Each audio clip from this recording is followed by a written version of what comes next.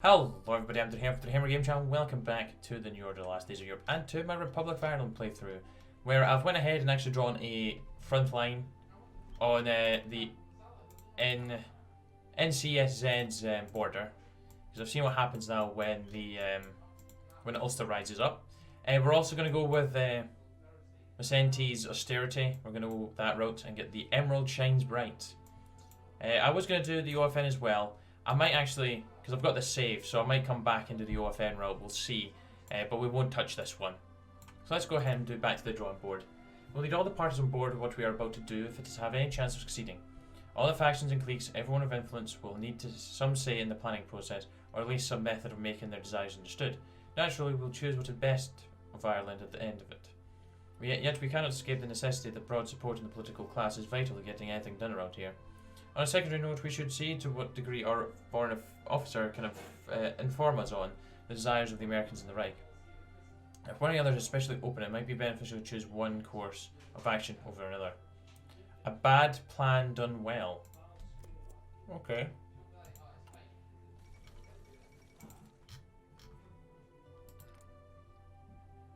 Pierre Puget. I probably said that well wrong. Bacon always sells.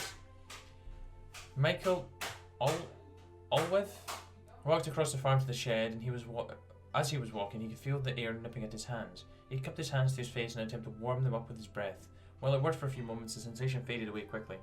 He came up on the shed, and he unlocked the door before entering. Once he was inside, he grabbed the nearest bag of feed and began to walk back. He could feel his back beginning to ache. 15 years of working on farms doesn't do the greatest wonders at times. He finally came up to the corral with the animals in it. Unlike most farms in Ireland, this one had mostly pigs instead of sheep. He cut open the bag with a knife and dumped the feed into the trough. Suddenly, 3 little piglets came out of the sheltered part and came to the trough. Michael smiled and walked away. He walked down to his truck. Already there was his business partner, Luis. Luis handed him a clipboard with a hastily written report of the products that had been loaded onto the truck. Luis had been up since the early hours of the morning, loading up a truck for transit across the North Sea and the English Channel into the heart of Europe. Sometimes it would stink to see the truck leave the farm, no longer helping Ireland, but the war machines of Europe. Michael would feel this sometime, but usually the feeling was alleviated when he was given a nice stack of pounds. Another day's honest work. So the pig farmer's doing well. Wonder who's going to get elected in. Douglas Home will resign. Yeah, get rid of him. Get him gone. So they're doing Watch the Border now. And Collaborators Victory. Or appease the English. Flower of Scotland, I'd definitely choose that one. Oh, although the defence is quite nice as well. Inclusion of... Oh, that's them preparing for war! Oh my days, I might have to come back to Scotland and actually do it. Right, let's just choose our next focus. Choosing a plan. Sean Lamass, Sean Macentee, Brendan Corish, 3 men who each had a vision for Ireland's future, which promises to be full of wealth for all and for us most of all. Yet in perhaps fitting dilemma, each and every one of their policies directly at odds with one another. The last one has joined at the hip to the Americans, heedless of what the Germans would say.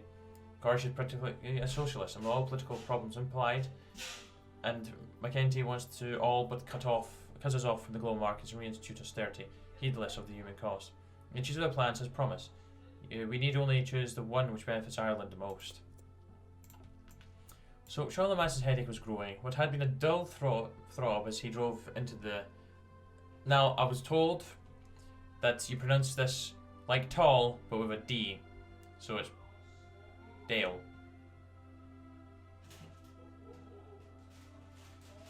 Tall, Dale, yeah, that'll be Dale. Today I become a splitting migraine as his skull attempted to declare independence from the rest of his head.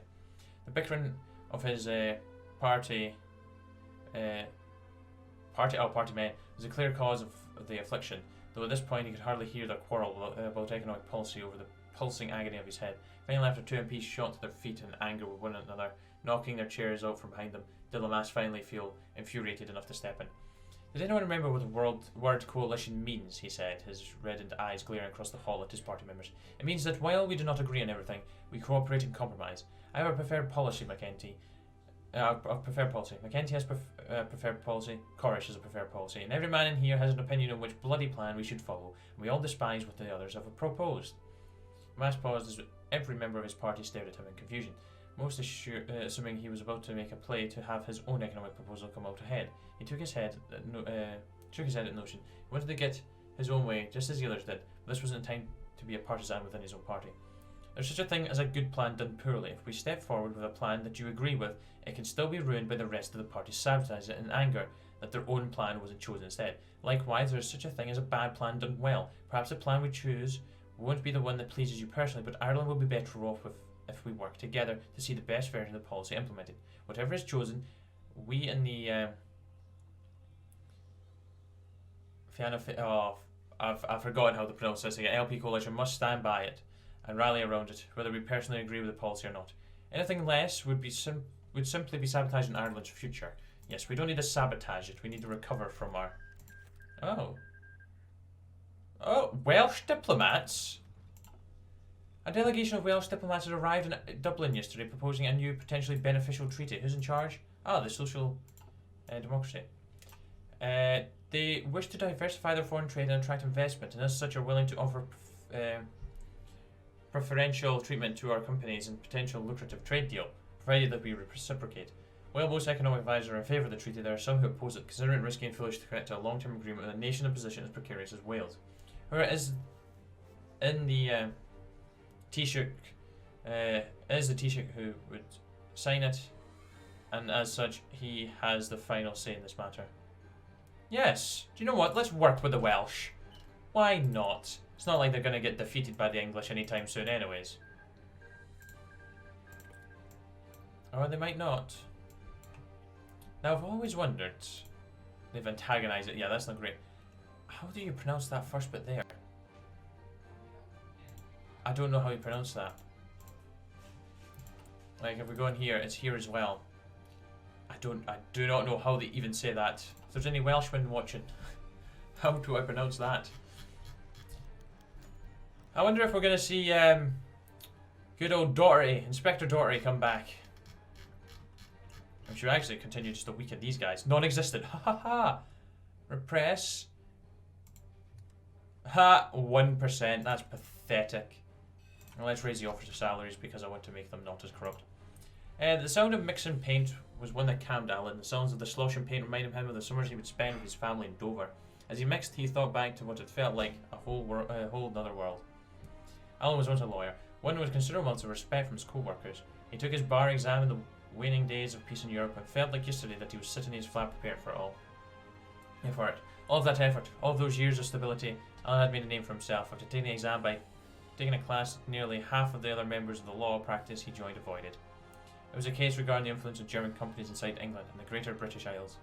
By a stroke of luck, British intelligence had uncovered an effort by the companies to undermine Britain. Luckily, evidence had been submitted in time to help Alan win this case. Within this, he had become some sort of a local hero to many small businesses of South England, and for a few years he was at peace. And then war had broken out and Alan was drafted. He served in a desperate battle for England, not before sending his wife and 2 children to Scotland with a group of soldiers defecting to Scotland, promising he would join them. However, this didn't come. The Scottish border had become locked down as they declared independence. Alan found a way off England on a fishing boat to Ireland. When he landed, he was penniless and at the bottom of society, a far cry from the life he had. Soon snapped out of it after he realised that he'd been mixing paint for nearly 10 minutes. He added the finishing touches to the fence and smiled. He was just happy to be alive and to find a purpose. Oh, that's so sad. His kid and wife, I wonder what happened to them. He's probably wondering what happened to them as well.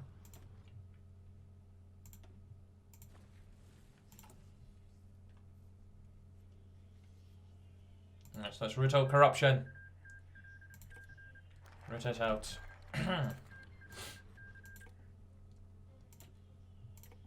Right. Lamas told them he would think it over. They needed to sleep on it before he made his call. It was a big decision he would have to make, and he wanted to explore the options. However, he now found the decision was extremely hard, as the options were limited and the party would be behind him no matter which one he picked. The first plan in front of him was the Tenants plan. Sean Macentee wanted to take control of the rising deficit and trade gap. In his mind, Ireland had been too reliant on foreign trade, and the German stranglehold ended up killing it when the foreign trade had gone away. Strict protectionism would be put in place to prevent such a thing from ever happening again. As for the budget shortfall, any decrease in revenue would be made up with a decrease in spending. Brendan Corish, on the other hand, thought austerity was the exact opposite way to solve the problem. The main problem wasn't that the government did not have money to spend, it was the people of Ireland not having any either. Under his plan, a set of relief programs aimed at the lower middle class would be put into place with the goal of giving them what they need to bear the brunt of the crisis and eventually start spending again. These plans had their merits, but perhaps Lamass knew better. He had done some thinking of his own, and he felt there was a more simple solution to the crisis, one that did not require large deficits or unpopular spending cuts. Now that Germany was in a series of violent death throes, who could stop Ireland from making some favourable deals with the OFN? Then they would fill their gap and never rely solely on the Germans again. In the end, Lamass decided, just before going to bed, that he would inform the rest of the government in the morning. No, we're not going to call Washington and play nice. We're not going to relief and stimulus will be dispatched immediately. We must tighten our belts. Indeed, we shall. Rather than riskily tying ourselves to the economic whims of the OFN, Sean Macentee has proposed a different approach. In the wake of the German Civil War and the flight of German investment out of our country, we cannot return to knowing? What the hell is that? To another economic bloc. We must return to De Valera's economic policy. A path of protectionism and self-sufficiency is the one we shall take. Untangling ourselves in a German web may prove difficult. If we can achieve this, the Irish economy can stand on its own. A policy of protectionism will ensure our goods will always have the edge over foreign goods. Though we will not see immediate economic growth, Macentee's proposal ensures EAR shall have a strong, stable industrial base. Good. That is what we're wanting.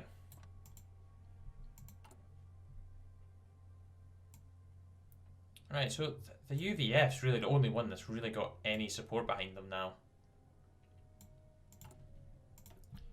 So let's have a wee look at what we're going to have. First chapter will source a new income. Starting to focus on initialize the mergers, take over the mod. No, please, Bill. Oh, no, not more bills to pass. Oh. So we got a couple of bills there. And we got 3 more bills there. Ugh. Who the hell's the Pacific Fleet? What the hell? Oh, Kamchatka. I was like, what? What? Well, you're fine. Okay, and the wars are starting to break out over here as well. Right, so I have no idea what that word is. Sean Macentee sat in his office inside the Leicester house, fidgeting with his cufflinks and his watch. He was scheduled to give a radio address regarding his plan for the economy in just a few moments, and he wasn't about to let his nerves get the better of him. No, now was the time for decisive action. His plan had been picked. It was now time to tell the world about it. Checking his wristwatch, he saw that it was time to begin. Macentee cleared his throat. People of Ireland, he began. Ireland stands before you today, a humbled nation. The Emerald Isle is harrowed, nearly cast down, as the world falls to pieces. Many of our citizens are destitute. Savings accumulated over years gone in an instant, and many of our most vulnerable have lost much more. Macentee paused, giving his words time to second. And yet, he continued, Ireland still stands. Though we may be bruised and battered, we have not fallen. My fellow countrymen, my friends, we have survived. The worst is over. Now it's time to look ahead. He leaned forward. All of Ireland's economic woes can be traced back to the one point, one figure, one nation, the Germans. The Germans took over all sectors of our economy, peddled their goods in our markets, and ran roughshod over our native population. Now he said, pounding his fist on the podium, it's time for Ireland to take back what is hers. The Germans abandoned us. If they no longer want to maintain what they made in Ireland, then we can maintain it for them. The Republic will begin to repossess German assets that were abandoned during the crash, giving the wealth of the Emerald Isle back to our people. My friends, Ireland's future is bright. And with the press of the button, the speech was concluded, and Ireland's future was chosen. The wealth of Ireland belongs to the Irish. Indeed it does. So the first chapter. The first chapter of Macentee's plan involves outlining the base and to set out what reforms and overhauls we need in our economy to enact this plan. In these hard times, great measures must be taken to bring our economy back in the right direction. The strong, hard-working should receive more benefits and rights as our strong industrial base will be built on their backs. As well, we must look at the economic policy still in place for the 50s and work to weed out policies that would work against our reimagining of the Irish economy. Loopholes that allowed German corporations to grow so influential that their loss would crash our economy. Was closed. If we're to bring the Irish economy into a new age, bring our workers new rights and better benefits, and sever ourselves from the German web, we must succeed in all of these goals. Indeed we shall. So we're going to have to... don't know what this is going to be like. Family evening. Shush Eon, the movie's starting. Eon and Maggie Ward had been staying with their parents for the weekend as their parents went on a business trip together to Cork. They had an early dinner and had constructed a little theatre in the backyard. Their grandfather had been an entertainment producer in the 30s and 40s, working across the Atlantic with directors like Orson Welles and other famous figures. While his heyday was certainly over, he still had an old movie projector that had been left at a film studio when the Germans had arrived in Ireland. It was only a few years after the war's end when he went to check the studio. It had been largely abandoned and the projector was still there. He disabled it and loaded it into his car, bringing it back to their house where he would use it to show smuggled-in films. Many of them would come from his old partners who would come to Ireland for business trips, not before giving him a few reels of film. As the movie started, Maggie asked a question about an unfamiliar film, which was referred to as a Western. Who's Clint Eastwood? What? I can't believe she just asked that. Just stop the movie. Just stop the movie and kick her out. Oh my days. Right, we're definitely gonna have to boost up the cooperativeness of this. The Labour Party wants nothing to do with Labour. Please work with us this time. So is Lamass gonna stay in charge this whole time? Oh, the Brotherhood won. Not that I should be too surprised by that. Bashkiria is going to go next. Yep. But Vyatkha's probably already thinking about invading them.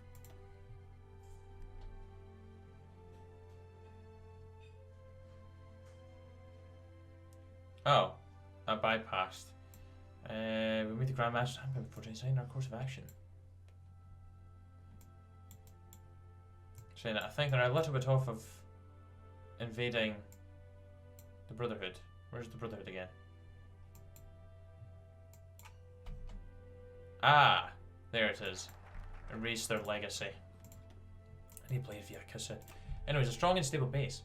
For Macentee's reimagining of our economy to succeed, we must bring ourselves out of this economic crisis. To achieve this, to create a strong base for our economy to rise from, we must address the elephants in the room, those large German corporations that have been allowed to dominate our economy for too long. EAR must no longer allow her economy to be at the whim of foreign interests, be they German or American. However, chasing every foreign company out of Ireland isn't what we need either. In fact, we should make Ireland more enticing for foreign corporations to set up headquarters. But we should always remember to put Irish needs first. For now, at least, our efforts should be focused on our recovery, or none of these goals will be achieved. So true. So true. Which gives us a new source of income. Because right now, we are a little bit in debt, which is not great.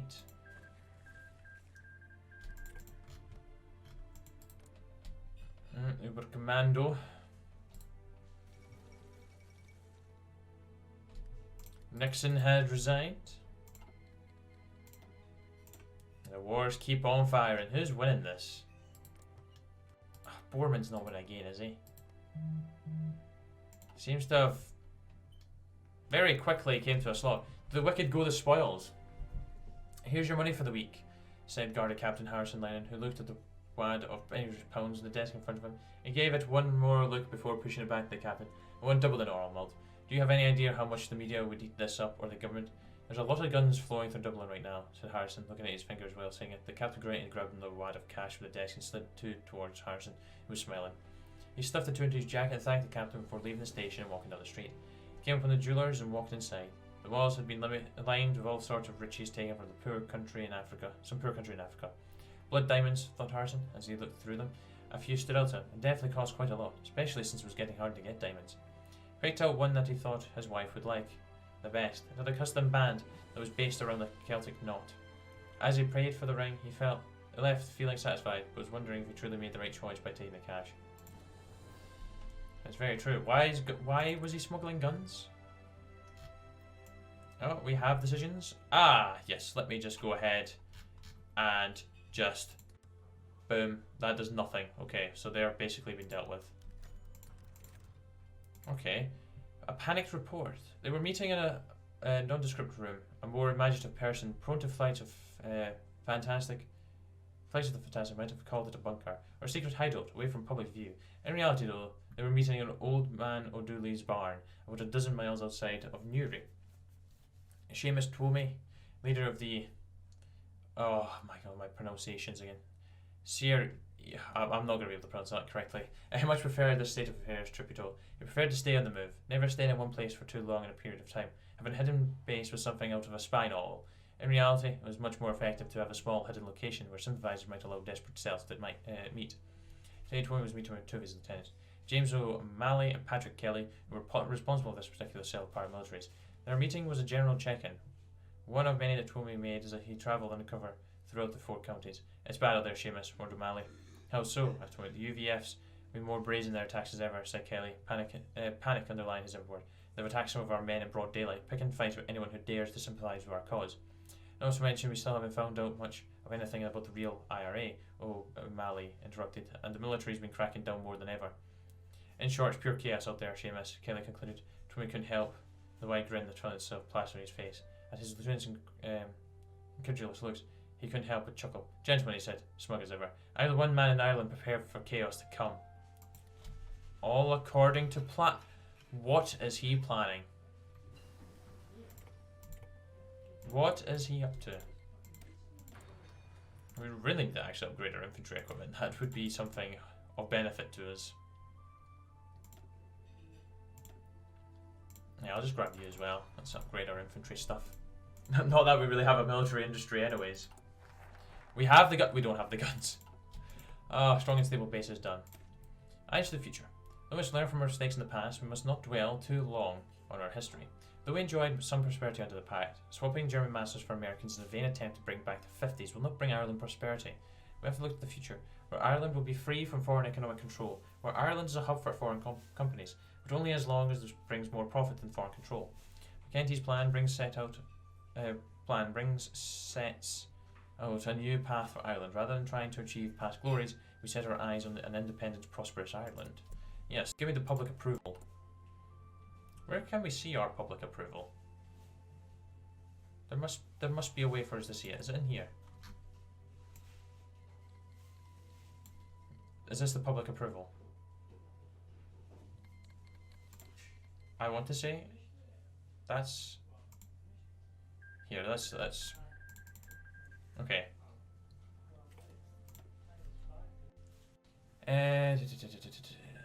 Approval is a measure of their popularity, so that is definitely what it is.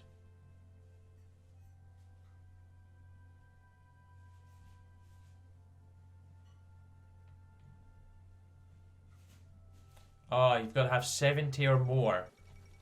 And Margaret Thatcher has been elected in. We'll see what she gets up to.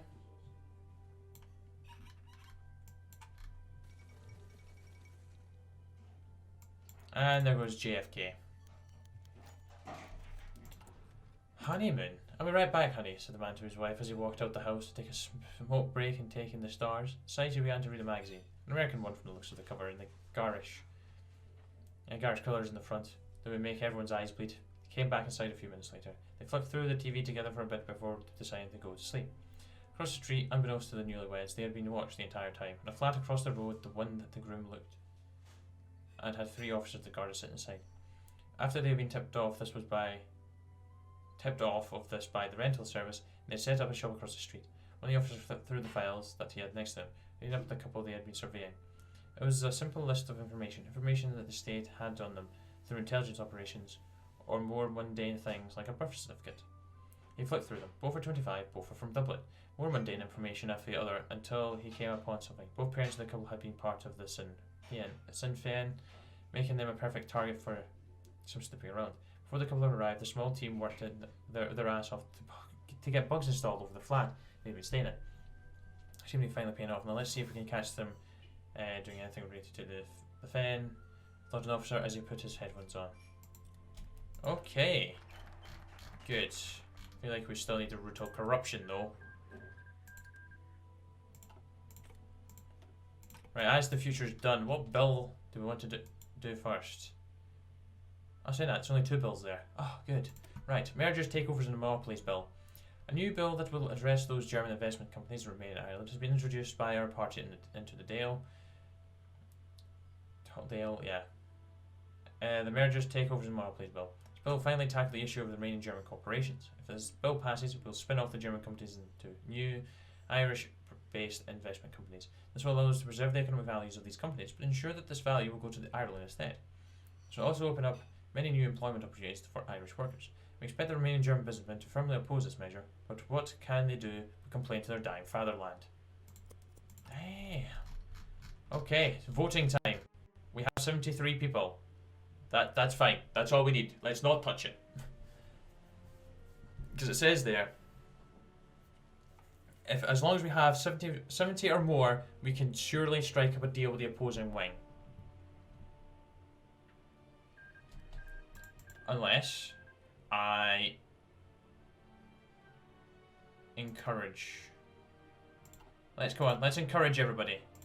Who's got more people that we can encourage? There we go. 77. We're sorted. We're sorted. Pass that bill, and Borman's definitely winning this again. Don't like it when Borman wins. He doesn't really do much. At least when Goring wins, he starts destroying everything. Well, actually, he doesn't even do that when he takes control, does he? He always gets cooed. Unless it's me playing as them. Should probably have you guys exercising for our inevitable war. Oh, yep, Heydrich's gone. So what's the numbers and divisions looking like? 42 to 79. About, we'll go with 460k. And you've definitely got weaker. Oh. The Right United. As the hardliners and Dave Laris work together to pass our current bill, the cooperation between them has gotten stronger and more close-knit, resulting in a much stronger sense of unity between the two right-leaning factions of our government. We expect that as a result, they are much more likely to vote together in the future. Okay. That's good. That is very good. We want this bill to pass. Can it please pass? Can it pass, please? Oh, the bill passes. Nice. Civilian factory and adds 25 million to national debt. Is that really what we wanted? Right, the Hospitals Federation amalgamation bill. The Irish hospital system needs addressing. As it currently stands, the healthcare system consumes a large amount of our budget while not satisfactorily addressing the needs of the Irish people. We have two choices. Either we cut our losses and reduce the budget, or try and improve the system at the cost of an increased budget. Reducing the healthcare budget would reintroduce money into our system that we can invest in building our industrial base, but it would greatly anger labour. Trying to fix the system could lead us to pump more money into something that might not be able to be saved, or it could perhaps bring world-class healthcare to our people. Oh, the dilemma. We've only got 67 people supporting this. The hardliners. Right, we've got 70. Right, we just need to befriend. Labour's all up in this. They just do not like us at all. At least the right like us. At least we've got some good relations going on. The agent and the traitor. There's a restaurant in Dublin. What it serves is not important, for it could be anything. Simple local fare, an exotic spicy dish, an expensive culinary delight, or simply a few snacks that go along with alcohol or coffee. It doesn't matter. What does matter is the occupant of the table in the corner. This table is occupied by a person from the United States who works for the United States Embassy with a mundane title. In this instance, he is in the press office. However, despite his job and diplomatic protection, many can guess this man's position is simply a cover for more secretive work as a member of the American Central Intelligence Agency. These suspicions are known to the Irish government and the Abwehr. I don't think I'm pronouncing that right, but they're German. But because this man is good at his job, he's able to still do it unhindered. Though his job is less than secretive assassinations and infiltrations that have caught the fancy of the population, he instead places a small envelope underneath the table, taping it to the underside. After finishing his meal and paying the check, he leaves without any unusual being detected. For an hour, nothing unusual happens, until another customer in a suit arrives and sits down at the table.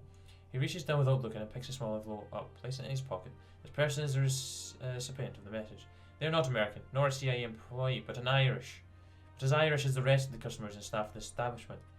This envelope contains a reward for the service they have done for the CIA, and a request for more. What's in the envelope? Money? A plane ticket? Or some information extremely pertinent to the person?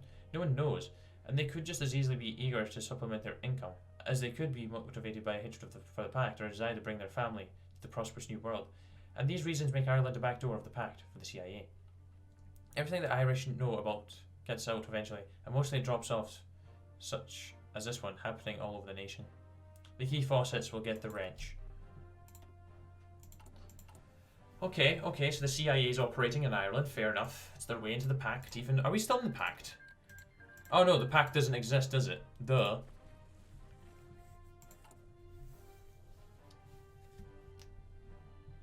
Are we gonna get enough PP to maybe befriend some more?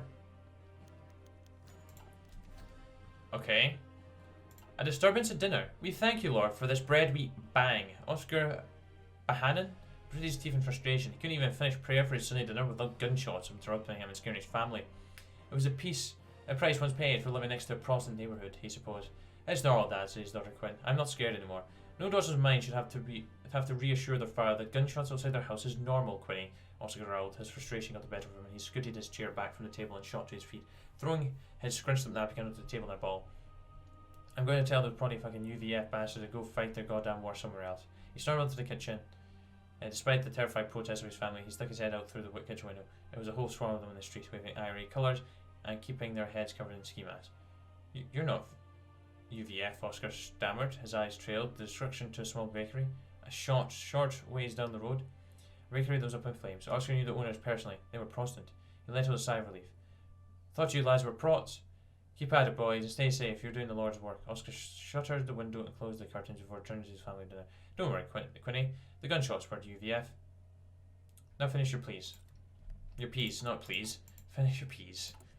Okay, so he's just fine with that. Okay, that is great. Any chance rifles round every corner? See, I don't know what's going to happen with that, but we'll see. Oh, well, I am interested to see if we can actually get. What I'll do is I won't take a focus, so we can just about push this bill over the line by interacting with the hardliners. Encourage. Ah, you buggers. One off. We're going to have to make a concession to someone. That's fine. The systems of the past. In olden days, smaller countries could punch above their weight in the global economic ring through protectionism. Small nations would put their economic interests first, limiting imports and imposing tariffs, and engaging in free trade only if our internal economy could support it. We abandoned this policy with the rise of the Pact, and we hedged our bets and let German corporations run our economy. We thought this era of prosperity with the German sphere would never end. Never again will let Ireland tie her economy to a foreign power, for economic empires rise and fall, but Ireland always survives. Through protectionism, we will always put Ireland first, but make space for foreign investment, if and only if it benefits us more than them. New source of income. Come on, we need to get this money. We need to get the economy booming and going. Do we have any liquidated reserves? Probably not. Oh, we do. But it's not going to do anything to that. It's not going to do anything.